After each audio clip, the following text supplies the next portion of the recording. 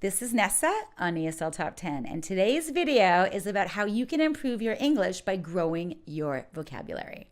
I am super psyched, so stay tuned for the 10 ways you can do that.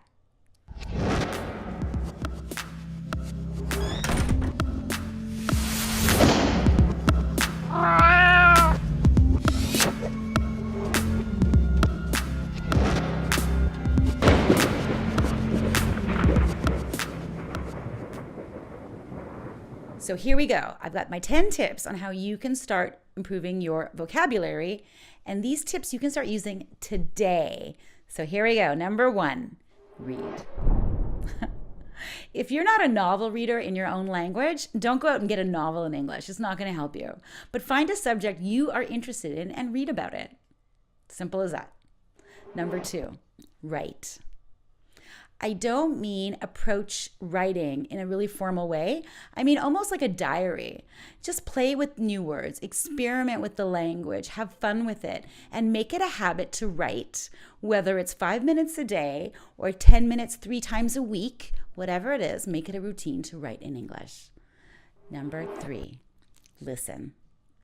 Of course, it sounds obvious, but are you really taking advantage of your listening opportunities?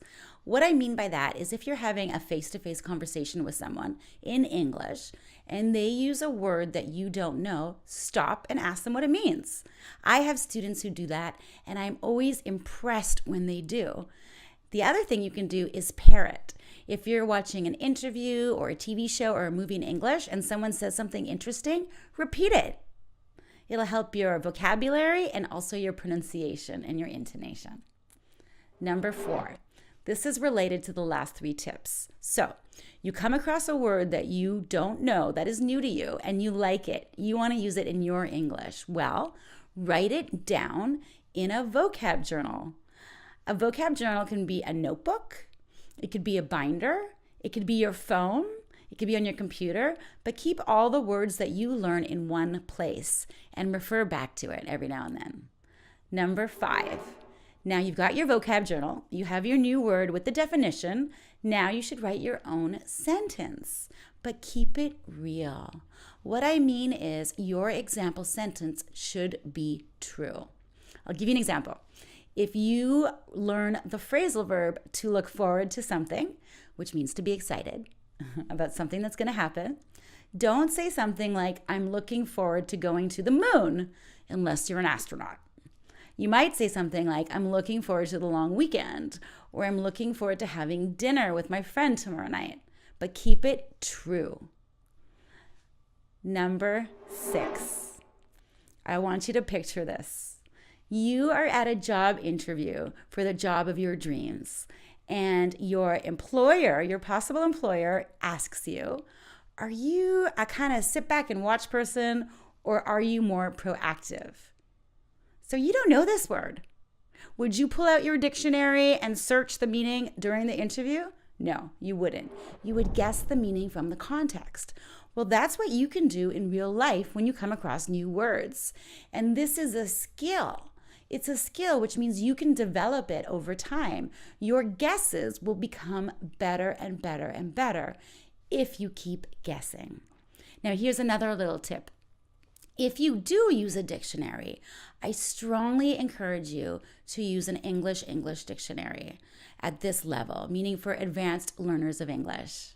Do not trust your translator to do a good job. Number 7. Don't be so literal when you see a word being used. What I mean is that many phrasal verbs, words, and expressions in English are metaphorical. And you have to keep that in mind, because if you approach the language really literally, you are going to miss the meaning of many words and expressions. An example of that would be out of this world. Okay, so this cake is out of this world. Of course, it doesn't mean this cake is on Mars. It means that it's amazing. It is a metaphorical expression. And that's true for a lot of language, a lot of idioms, expressions in English. And remember, one word can have multiple meanings, so context is very important, like the phrasal verb take off. Take off can be literal, like take off your jacket. It means literally take it off your body. But take off can also mean to leave, like it's 5 o'clock, I'm going to take off. Or the plane took off, or someone's career can take off to become very successful. So always ask yourself, is the word that I am seeing literal or metaphorical? Number 8. So a lot of people are into TV and movies, and that is awesome. I am also a big fan of entertainment. But here's my tip for you. If you are watching something in English and you are struggling to understand what the heck is going on, don't be afraid to turn on the subtitles. The subtitles are just a tool to help you, and it's still English. Number 9. Learning doesn't have to be a chore. Learning time doesn't just happen in the classroom or study time. We, as human beings, we are sponges. So pay attention to the world around you and the language around you. So if you happen to be lucky enough to be studying or traveling or living in an English language country, read the ads on the bus. Look at the menu carefully at a restaurant. Even look at your coffee cup. There's going to be something on your coffee cup. So read it and absorb the world around you.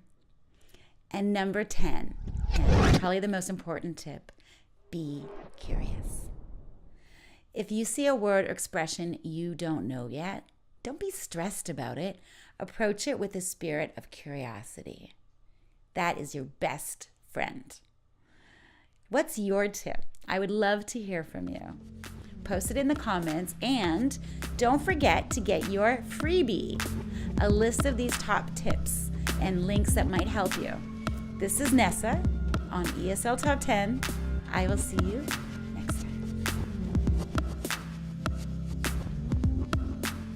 time.